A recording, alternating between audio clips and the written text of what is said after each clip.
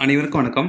11/7/2022 தமிழ்நாடு அரசு கொண்டு வந்த சட்டத்தின்படி MRP medical service recruitment board நடத்தக்கூடிய அனைத்து தேர்வுகளிலும் தமிழ் கட்டாய தேர்வு உண்டு. Doctors, pharmacist, staff nurse, health inspector great 2, lab technician grade 2, food safety officer போன்ற அனைத்து தேர்வாளர்களும் தமிழ் தகுதி தேர்வை எழுத வேண்டும். தங்களது தேர்வில் முதல் 1 மணி நேரம் 50 வினாக்களுக்கு தமிழ் தகுதி தேர்வை அவர்கள் எழுதுவார்கள். அப்படி எழுதும்போது 40% அதாவது 20 மதிப்பெண்கள் அவர்கள் பெற்றிருக்க வேண்டும். அவ்வாறாக நீங்கள் குறைந்தபட்சம் 20 அல்லது அதற்கு மேற்பட்ட மதிப்பெண்கள் பெறவில்லை எனில் நீங்கள் மேஜர் சப்ஜெக்ட் அதாவது 100 வினாக்களுக்கு 2 மணி நேரம் எழுதக்கூடிய உங்களுடைய மேஜர் சப்ஜெக்ட் பேப்பரை அவர்கள் திருத்த மாட்டார்கள். உங்களது பெயர் ரேங்க் லிஸ்டில் இடம் பெறாது. இந்த தமிழ் தகுதி தேர்வானது 10ஆம் வகுப்பு கல்வி தரத்தில் அதாவது 6 முதல் 10ஆம் வகுப்பு வரை உள்ள பாடப்புத்தகங்களின் அடிப்படையில் 50 மதிப்பெண்களை கொண்டது. அதில் 30 மதிப்பெண்கள் மல்டி சாய்ஸ் கொஸ்டின், 20 மதிப்பெண்கள் மேட்ச் த ஃபாலோயிங்காக இருக்கும். மேலும் இந்த தேர்வில் ஒவ்வொரு வினாக்களுக்கும் ஒவ்வொரு மதிப்பெண்கள் தான் வழங்கப்படுகின்றது. நெகட்டிவ் மார்க்ஸ் இதில் கிடையாது. டிஎன்பிஎஸ்சியில் நடக்கக்கூடிய குரூப் 4 தேர்வுகளை ஒப்பிடும்போது எம்ஆர்பி தகுதி தேர்வானது மிகவும் எளிமையானது. 6ஆம் வகுப்பு முதல் 10ஆம் வகுப்பு வரை உள்ள ஸ்டாண்டர்ட் புக்ஸை படித்தா மட்டுமே போதும். மினிமம் 20 மதிப்பெண்கள் பெற்றால் மட்டுமே நமக்கு போதுமானது தான். ஆனாலும் டிஎன்பிஎஸ்சி தேர்வு எழுதியவர்கள் இந்த எம்ஆர்பி தேர்வை எழுதும்போது மிக எளிமையாக அதை கடந்து வந்து விடுகிறார்கள். மாறாக இதற்கு முன்பாக டிஎன்பிஎஸ்சி குரூப் எக்ஸாம் எழுதாதவர்கள் எம்ஆர்பியில் தங்களது மேஜர் சப்ஜெக்ட் நாலேஜோடு வரக்கூடியவர்கள் பலாயிரக்கணக்கானோர் ஃபார்மசிஸ்டாக, டாக்டராக, ஹெல்த் இன்ஸ்பெக்டராக தங்களுடைய வாய்ப்புகளை இந்த எம்ஆர்பி தகுதி தேர்வின் மூலம் இழந்து தவிக்கிறார்கள். மேலும் பலர் எம்ஆர்பி தகுதி தேர்வில் வெற்றி பெற்றாலும் கூட அவர்கள் கடைசி நேரத்தில் தமிழ் தகுதி தேர்வுக்காக பெரிய அளவிலான மணி நேரங்களை செலவிட்டு அதில் படித்ததால் தங்களுடைய மேஜர் சப்ஜெக்டில் கான்சன்ட்ரேட் பண்ண முடியாத சூழ்நிலையில் பின்னோக்கிய ரேங்க் எடுத்து கடைசி மாவட்டங்களுக்கு தள்ளப்படுகிறார்கள். இப்படிப்பட்ட எம்ஆர்பி தமிழ் தகுதி தேர்வை எவ்வாறு கையாள்வது, எவ்வாறு குறைந்த மணி நேரத்தில் தமிழ் சப்ஜெக்டை படித்து முடிப்பது, மினிமம் மார்க்கான 20ஐ தாண்டி 30 மதிப்பெண்கள் சாலிடாக பெறுவது எப்படி என்பதை தொடர்ந்து பார்ப்போம். தமிழ் தகுதி தேர்வுக்கான கொள்குறி வினாக்களுக்கான தலைப்புகள் இங்கே கொடுக்கப்பட்டுள்ளது. இதில் பிரித்தெழுதுதல், சேர்த்தெழுதுதல், எதிர் சொல்லை தேர்ந்தெடுத்து எழுதுதல், பிழை திருத்தம், ஒரு பொருள் தரும் பல சொற்கள், வேர் சொல்லை தேர்வு செய்தல், அகர வரிசைப்படி எழுதுதல், சொற்களை ஒழுங்குபடுத்தி சொற்றொடராக்குதல், பிறமொழி சொற்களுக்கு இணையான தமிழ் சொற்களை கண்டறிதல், ஊர் பெயர்களின் மறுவை எழுதுக, நிறுத்தற்குறிகளை அறிதல், பேச்சு வழக்கு, எழுத்து வழக்கு, சரியான வினாச்சொல்லை தேர்ந்தெடுத்து எழுதுதல், இருபொருள் தருதல், குறிநெடில் மாற்றம், பொருள் வேறுபாடு, கலை சொற்களை அறிதல், ஆங்கிலத்தில் சொற்கள் கொடுத்துவிட்டு அதற்கான தமிழ் வார்த்தை, தமிழில் சொற்கள் கொடுத்துவிட்டு அதற்கான ஆங்கில வார்த்தை கண்டறிதல், ஒரு என்ற வார்த்தை எங்கு வரும், சொல் பொருள் மற்றும் ஒருமை பன்மை பிழை நீக்கம், பத்தியிலிருந்து வினாவிற்கான சரியான விடையை தேர்ந்தெடுத்தல், இவைகளெல்லாம் போக இலக்கணம், இலக்கியம், உரைநடை ஆகியவற்றிலிருந்து கட்டாயம் கேள்விகள் இடம்பெறும். அப்படிப்பட்ட சூழ்நிலையில் எவ்வாறு சிலபஸை ஒரு குறுகிய காலத்திற்குள் கவர் செய்தல், மினிமம் மார்க்கான அந்த 20 மதிப்பெண்களுக்கு மேலாக நாம் எப்படி அதை ஸ்கோர் பண்ணுறது, நாம் எப்படி தமிழை ஈஸியாக கடந்துட்டு போகிறது அப்படின்றத நம்ம தமிழ் புத்தகங்களை பொறுத்தவரை 6ஆம் வகுப்பு முதல் எடுத்து படிக்க ஆரம்பிங்க.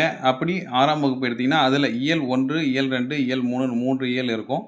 தொடர்ச்சியாக அடுத்தடுத்த வகுப்புகளை அதே மாதிரி கொண்டு போங்க. அப்படி கொண்டு போகும்போது நீங்கள் ஃபுல் புக்கையும் படிக்க ட்ரை பண்ணுறீங்க அப்படின்னா உங்களுக்கு உண்மையிலே கஷ்டமாக தான் இருக்கும். மேஜர் சப்ஜெக்டில் கான்சன்ட்ரேட் பண்ண முடியாது. நமக்கும் இதை டக்குன்னு அப்சர்வ் பண்ணுறதுல ரொம்ப கஷ்டமாக இருக்கும்.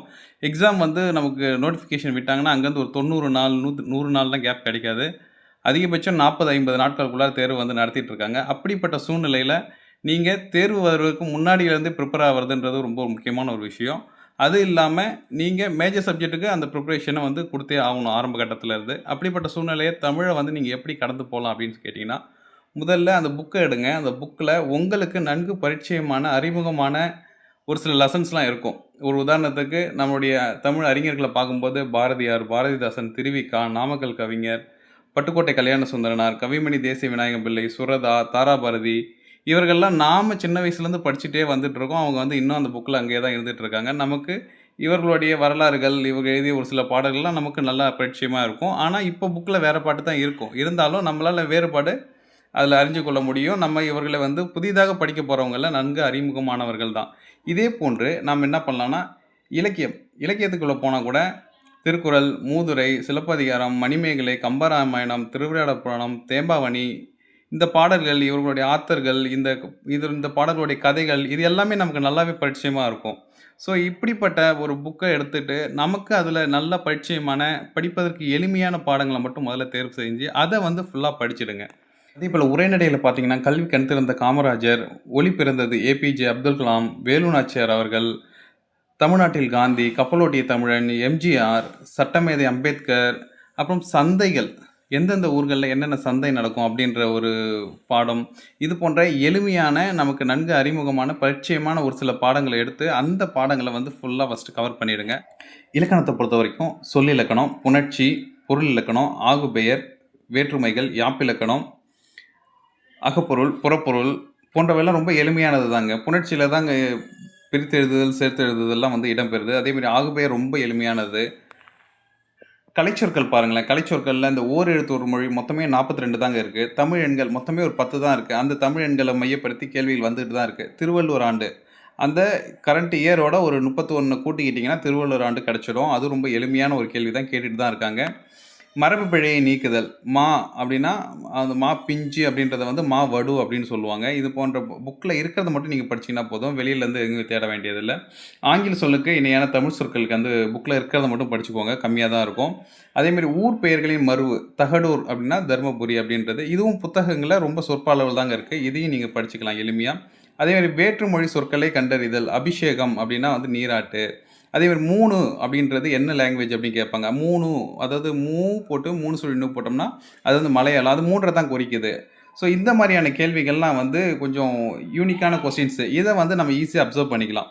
ஸோ இப்படி ஒரு புக்க எடுத்தீங்கன்னா, உங்களுக்கு பிடித்த உரைநடைகள், உங்களுக்கு பிடித்த இலக்கியம், இலக்கணம், இது போன்ற கலைச்சொற்கள் இப்படி வந்து ஒவ்வொரு புக்கையா முடிங்க. 6வது இயல் 1, 6வது இயல் 2, 6வது இயல் 3 இப்படி முடிச்சுட்டு 6, 7, 8, 9 அப்படின்னு சொல்லிட்டு ஃபுல்லா முடிச்சிடுங்க. அப்படி நீங்க படிச்சு முடிச்சுட்டு, திரும்ப ரிவிஷனுக்கு ஒரு தடவ எடுங்க. அப்படி ரிவிஷன் எடுக்கும்போது 6 அதில இயல் 1, 2, 3 3த்தையும் ஒரே நேரத்தில படிங்க. ஏன்னா நீங்க ரிவிஷனுக்கு தான் எடுக்கிறீங்க. ஆல்ரெடி படிச்சு முடிச்சுட்டீங்க இல்லைங்களா? அப்போ உங்களுக்கு அத படிக்கும்பொழுது கூடுதலா தேவைப்படக்கூடிய ஒரு சில பாடங்கள நீங்க அப்போ பார்த்து அதில அட்டாச் பண்ணிக்கோங்க. அப்படி நீங்க அட்டாச் பண்ணிட்டு 6த்த ஃபுல்லா கம்ப்ளீட் பண்ணிட்டீங்களா? ஸோ 7த் அதே மாரி கம்ப்ளீட் பண்ணுங்க. 8த், 9த், 10த் ரிவிஷன். ஸோ இந்த ரிவிஷன்ல சில பாடங்கள நீங்க கூடுதலா உங்களுக்கு பிடிச்ச பாடங்கள ஆட் பண்ணிக்கோங்க. இப்படி நீங்க ஆட் பண்ணிட்டு, இந்த ரிவிஷன முடிக்கிறீங்க. ஃபர்ஸ்ட்டு படிச்சு முடிச்சிடுறீங்க. 2வது இந்த ரிவிஷன் முடிக்கிறீங்க. ஸோ இந்த ரிவிஷன் இது முடிச்சதுக்கப்புறம் என்ன பண்றீங்க, நேரா எம்ஆர்பி போர்டோடைய வெப்சைட்டுக்கு போங்க. அதில ஆல்ரெடி எக்ஸாம் எழுதிய பழைய கொஸ்டின் பேப்பர்ஸ் இருக்கும். அந்த கொஸ்டின் பேப்பரையும், ஆன்சர் கீயையும் டவுன்லோட் பண்ணிக்கோங்க. அதில கொஸ்டின் பேப்பர் தனியாவும், ஆன்சர் கீ தனியாவும் தான் இருக்கும். அப்படி இருக்கும்போது அந்த கொஸ்டின் பேப்பர பிரிண்ட் அவுட் எடுத்தோ அல்லது மொபைல்லயோ நீங்க வந்து 1 ஹவர் ஸ்பெண்ட் பண்ணி ஒரு டெஸ்ட் எழுதி பாருங்க. அப்படி டெஸ்ட் எழுதி பார்த்துட்டு அந்த ஆன்சர் கீய வச்சு மேட்ச் பண்ணி நீங்களே அத கரெக்ஷன் பண்ணுங்க. அப்படி நீங்க கரெக்ஷன் பண்ணும்போது 25+ மார்க்ஸ் நீங்க எடுத்து, நீங்க பண்ணது நல்லா சக்ஸஸா வந்திருக்கு அப்படின்னு நீங்க ஃபீல் பண்றீங்க அப்படின்னா, நீங்க போற வழியிலேயே போங்க. அடுத்த ரிவிஷனுக்கு அடுத்த ஒரு சில பாடங்கள ஆட் பண்ணிக்கிட்டு, திரும்ப வந்து ஃபுல் ரிவிஷன் பண்ணிட்டு, வேற ஒரு கொஸ்டின் பேப்பர் எடுத்து அத நீங்க டவுன்லோட் பண்ணி, அதே போல எழுதி பாருங்க. அதுலயும் உங்களுக்கு நல்ல ஸ்கோர் வருதுன்னா, நம்பிக்கையா நீங்க இதே மாரி ட்ரை பண்ணுங்க. உங்களுக்கு எக்ஸாம் எப்போ அப்படின்ட்டு சொல்லிட்டு, டேட் வர்ற வரைக்கும் இந்த மாரி நீங்க வந்து தமிழ கொஞ்ச நேரம் மட்டும் ஸ்பெண்ட் பண்ணி, நீங்க ட்ரை பண்ணி கொண்டு போலாம். அப்படி நீங்க எழுதக்கூடிய அந்த டெஸ்ட்ல வந்து உங்களுக்கு மார்க் ரொம்ப கம்மியா தான் வருதுன்னா, நீங்க வந்து ரொம்ப பின்னடைவா இருக்கீங்கன்னு அர்த்தம். ரொம்ப ஹெவியான எஃபெக்ட் கண்டிப்பா போட்டு தான் ஆகணும். ஏன்னா, தமிழ் வந்து நம்ம பாஸ் பண்ணலாம். மேஜர் பேப்பர் திருத்த மாட்டாங்க அப்படின்ற ஒரு சூழ்நிலையில, நீங்க அதிகப்படியான டைம வந்து தமிழ்ல அப்போ ஸ்பெண்ட் பண்ணி தான் ஆகணும். அப்படின்றதுல மாற்றம் கிடையாது. நம்மகிட்ட பழைய ப்ரீவியஸ் கொஸ்டின் பேப்பர்ஸ் டவுன்லோட் பண்ணி வச்சிருக்கோம். அதில ஆன்சர் கீ குறிச்சே தான் வச்சிருக்கேன். இந்த வீடியோ ரொம்ப லென்த்தா போகுது அப்படின்றதால, நீங்க வந்து கேட்டீங்க அப்படின்னா, வில்லிங் இருக்கு நெறைய பேர் கேட்குறீங்க அப்படின்னா, நம்ம தொடர்ச்சியா ப்ரீவியஸ் இயர் கொஸ்டின் பேப்பர்ஸ பத்தி நாம அதனுடைய கொஸ்டின் அண்ட் ஆன்சர்ஸ நம்ம வந்து யூடியூப் சேனல்ல நம்மளுடைய வீடியோவா கன்டினியூஸா பார்ப்போம். ஸோ இது போன்ற கூடுதல் தகவல்கள் நீங்க தெரிந்து கொள்ளணும் அப்படின்னா, நம்ம சேனல சப்ஸ்கிரைப் செய்து கொள்ளுங்கள். இந்த வீடியோ உங்களுக்கு புடிச்சிருந்துச்சுன்னா, நீங்க வந்து லைக் பண்ணுங்க, ஷேர் பண்ணுங்க. எம்ஆர்பி போர்டு எக்ஸாம் எழுதக்கூடிய உங்க ஃப்ரெண்ட்ஸுக்கு கண்டிப்பா இந்த வீடியோவ ஷேர் பண்ணுங்க. Thank you. Thank you so much.